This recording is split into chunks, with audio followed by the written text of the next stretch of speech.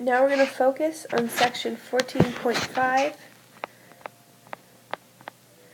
and specifically we're going to look at the Williamson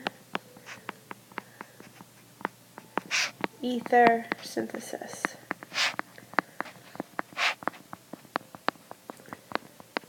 Now, ethers can be prepared from alcohols in a two-step process. In the first step, we treat with sodium hydride, which acts as a base. In the second step, we're going to add an alkyl halide.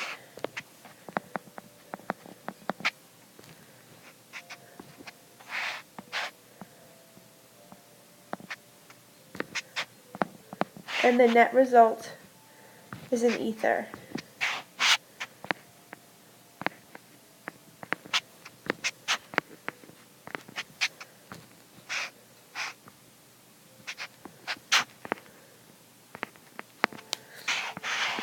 Okay, so now let's look at the mechanism for this reaction.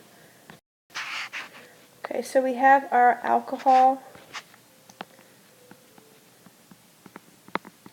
and in the first step, we have Na plus and the hydride anion. The hydride anion is going to take a proton. The net result will be an alkoxide.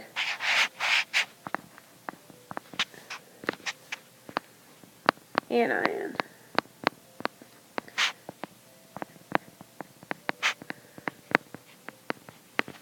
Now, the alkoxide can act as a nucleophile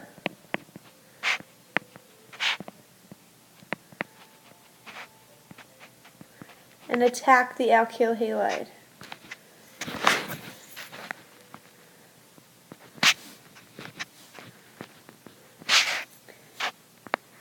The carbon will have a delta positive, so the nucleophile can attack.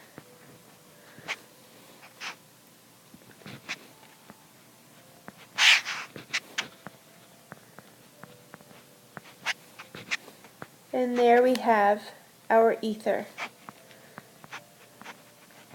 A side product of this reaction would be the sodium and the halogen from the alkyl halide. The second step of the reaction, when we have the alkoxide attack the alkyl halide,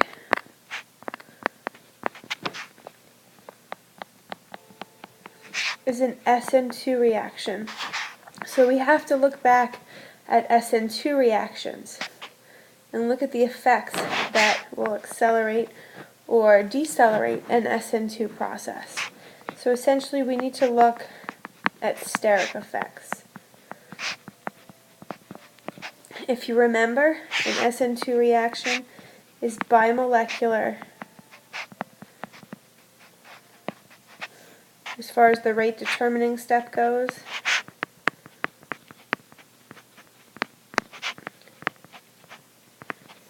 And we need to consider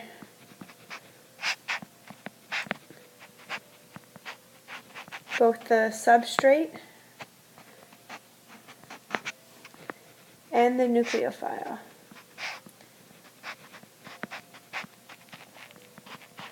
Okay, here the nucleophile will be the alkoxide, so it's the same in all the reactions. That's why we need to consider the substrate and look at steric effects. So if you recall, methyl and primary alkyl halides have the fastest rate of SN2.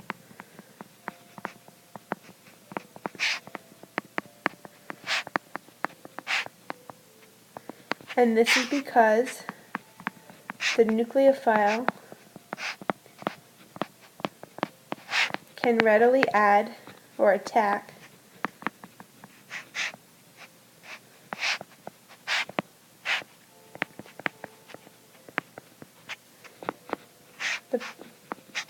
partial positive on the carbon of the alkyl halide.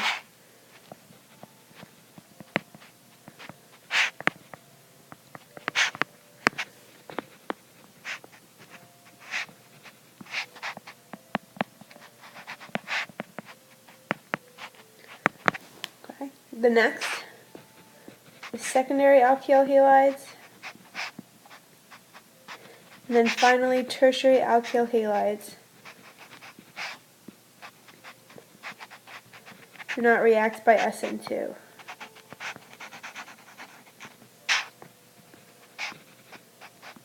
So we need to keep these steric effects in mind when we're looking at our ether synthesis. So for example, if we were to synthesize terse butyl methyl ether,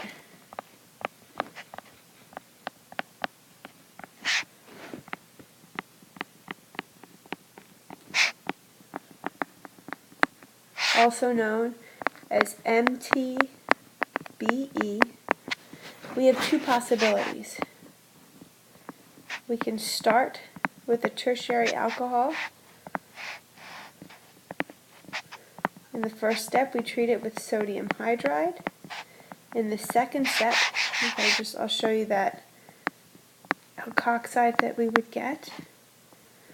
In the second step, we would need to treat with an alkyl halide, such as methyl iodide, and then we would get our terse butyl methyl ether.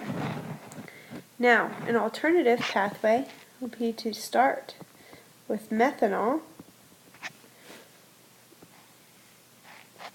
treat with sodium hydride. Here, the alkoxide that would result from step 1 would be methoxide, and then in step 2, we would have to treat with terse butyl iodide. Now, this is a tertiary alkyl halide, so it will not react.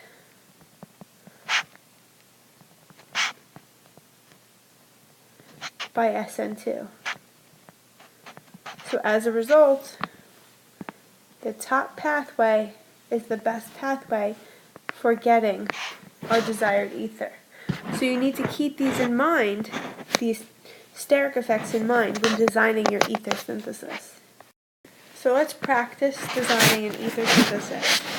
So let's say our desired ether has the following structure. And we have to design an efficient Williamson ether synthesis. The first thing that I would do is break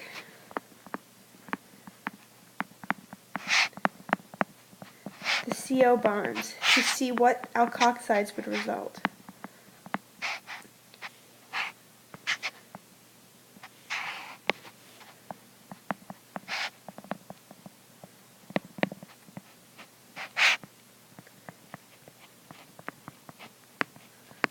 Okay, so we're going to break here. And if we did that, we would get this piece. You'd have a partially positive carbon there, plus that alkoxide. If we were to break this side,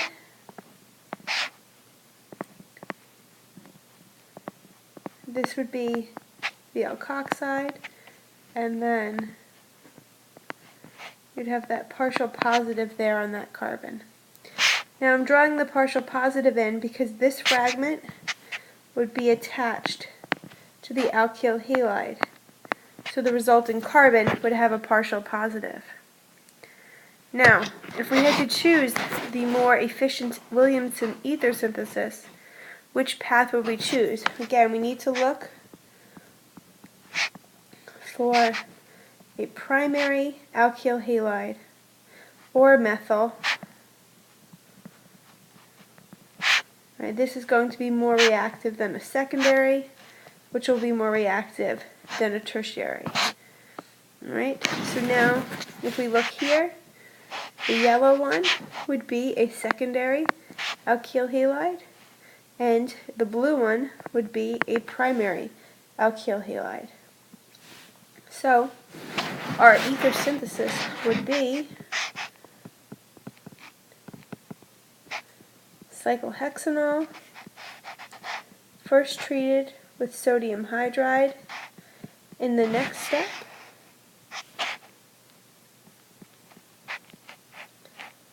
this would be our alkyl halide, which would be 1-iodo-3-methyl-butane, and then the resulting ether would be the starting structure. So practice these Williamson ether synthesis problems so you get the hang of choosing the appropriate alcohol and the appropriate alkyl halide. The next method for ether preparation is alkoxymercuration demercuration.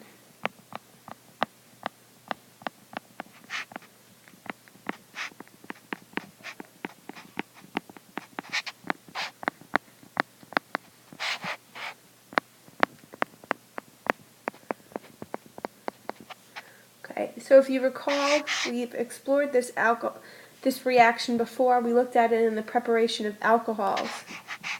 So that when we treated an alkene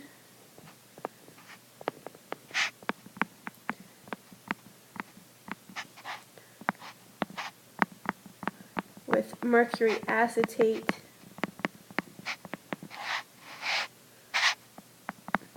and then we did a reduction with NaBH4. Okay, so in the first step we had mercury acetate and water. In the second step we did a reduction. We would get an alcohol as a product.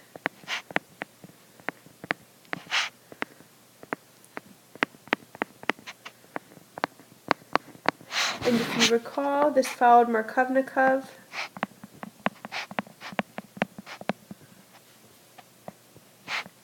Addition, where the OH was on the more substituted carbon.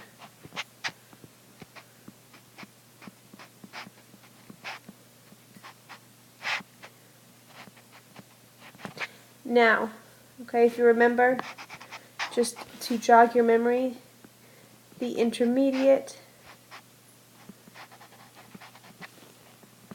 is a bridged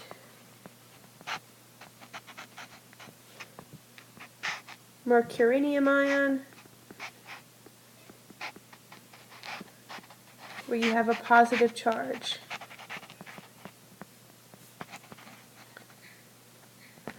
Okay. Now, instead of using water as a nucleophile to add to the bridged mercurinium ion, we can use an alcohol as the nucleophile, and the resulting product will be an ether. So if we treat an alkene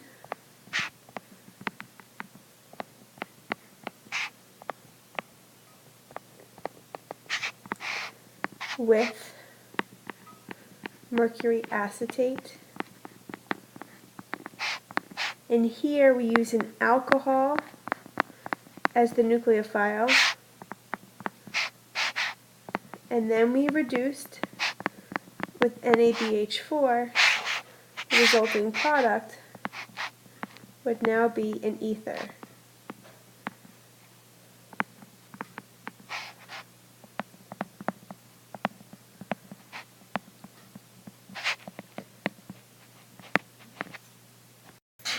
So we have two ways of preparing ethers.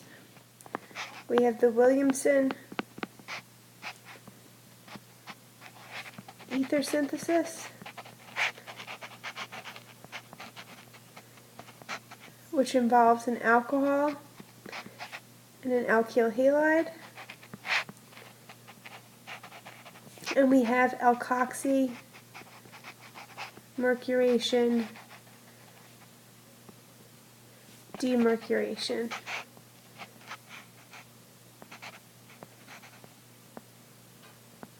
And this involves an alkene and an alcohol nucleophile. So if you recall that reaction roadmap that we were working on last semester, these would be 2 good reactions to now add to the roadmap. And you can also add ethers as a new functional group.